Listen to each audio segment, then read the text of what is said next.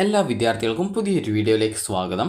അപ്പോൾ പല വിദ്യാർത്ഥികളും ചോദിക്കുന്ന കാര്യമാണ്, വിദ്യാർത്ഥികൾ സെക്കൻഡ് അലോട്ട്മെൻറ്റിനായിട്ട് എന്തെങ്കിലും ചെയ്യേണ്ടതുണ്ടോ? അതുപോലെ തന്നെ വിദ്യാർത്ഥികൾക്ക് ഈ ഒരു ഫസ്റ്റ് അലോട്ട്മെൻറ്റിൽ അലോട്ട്മെൻറ്റ് ലഭിച്ച ഓപ്ഷൻ കൂടാതെ മറ്റ് ഓപ്ഷനുകൾ ഉണ്ടെങ്കിൽ അതിലേതെങ്കിലും ഓപ്ഷൻസ് റിമൂവ് ചെയ്ത് കൊടുക്കാൻ സാധിക്കുമോ, അതായത് ഡിലീറ്റ് ചെയ്യാനായിട്ട് സാധിക്കുമോ എന്നുള്ളത് പല വിദ്യാർത്ഥികളും ചോദിക്കുന്ന കാര്യമാണ്. അപ്പോൾ വിദ്യാർത്ഥികൾക്ക് ആദ്യം തന്നെ നിങ്ങൾ ചെയ്യേണ്ടത്, നിങ്ങൾക്ക് എവിടെയെങ്കിലും അലോട്ട്മെൻറ്റ് കിട്ടിയിട്ടുണ്ടെങ്കിൽ ആദ്യം അവിടെ പോയി ടെമ്പററി അഡ്മിഷനെങ്കിലും നേടാൻ ശ്രദ്ധിക്കുക. അതുപോലെ തന്നെ സെക്കൻഡ് അലോട്ട്മെൻറ്റിനായിട്ട് വിദ്യാർത്ഥികൾ പ്രത്യേകിച്ചൊന്നും ഇനി ചെയ്യേണ്ടതില്ല. നിങ്ങൾ ഈ ഒരു അടുത്ത സെക്കൻഡ് അലോട്ട്മെൻറ്റായിട്ട് വെയിറ്റ് ചെയ്യുക എന്നുള്ളത് മാത്രമാണ്. അതുപോലെ തന്നെ വിദ്യാർത്ഥികൾക്ക് ഈ ഒരു ആപ്ലിക്കേഷൻ ഓപ്ഷൻ ഏതെങ്കിലും ഡിലീറ്റ് ചെയ്യാൻ സാധിക്കുമെന്ന് ചോദിച്ചിട്ടുണ്ടായിരുന്നു. അപ്പോൾ ഡിലീറ്റ് ചെയ്യാൻ സാധിക്കും. അത് നിങ്ങൾക്ക് അലോട്ട്മെൻറ്റ് ലഭിച്ചൊരു വിദ്യാർത്ഥിയാണെങ്കിൽ നിങ്ങൾക്ക് ഇഷ്ടമില്ലാത്ത ഓപ്ഷൻസ് ഉണ്ടെങ്കിൽ നിങ്ങൾക്ക് ഡിലീറ്റ് ചെയ്യാൻ സാധിക്കും.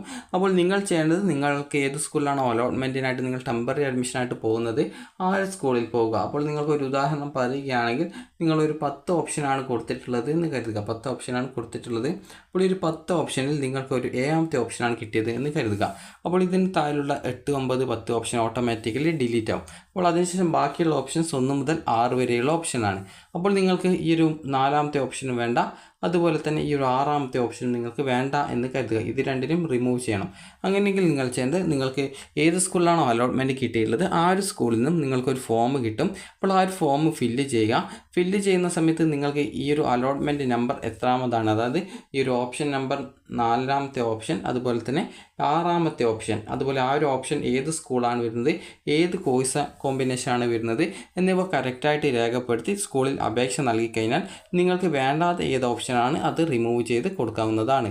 അതുപോലെ തന്നെ വിദ്യാർത്ഥികൾക്ക് ഇപ്പോൾ ഈ ഒരു അതായത് 7ാമത്തെ ഓപ്ഷൻ അലോട്ട്മെൻറ്റ് കിട്ടിയിട്ടുണ്ട്, നിങ്ങൾക്ക് അവിടെ തന്നെ പെർമനൻറ്റ് അഡ്മിഷൻ എടുക്കാനാണ് താല്പര്യമെങ്കിൽ നിങ്ങൾക്ക് ഇതിന് മുകളിലുള്ള എല്ലാ ഹയർ ഓപ്ഷൻസും റിമൂവ് ചെയ്യാനുള്ള അപേക്ഷ കൊടുത്തുകൊണ്ട് ഈ ഒരു 7ാമത്തെ ഓപ്ഷൻ കിട്ടിയ ആ ഒരു സ്കൂളിൽ നിങ്ങൾക്ക് പെർമനൻ്റായിട്ട് അഡ്മിഷൻ നേടാവുന്നതാണ്.